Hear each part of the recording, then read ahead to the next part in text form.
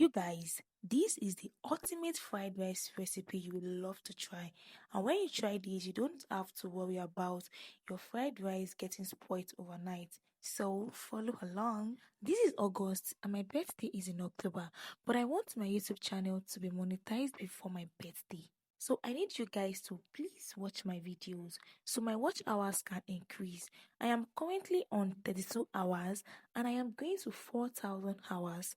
So if this is your first time coming across my channel, my name is Charlie and this is where I document what I love doing most, which is cooking. So kindly subscribe, like, comment and share.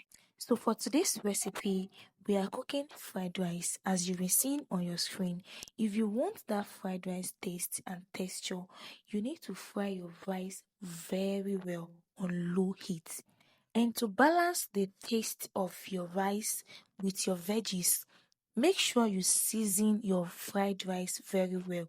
Add all your seasoning, your spices, your salt. Make sure you add it into the rice that you are frying.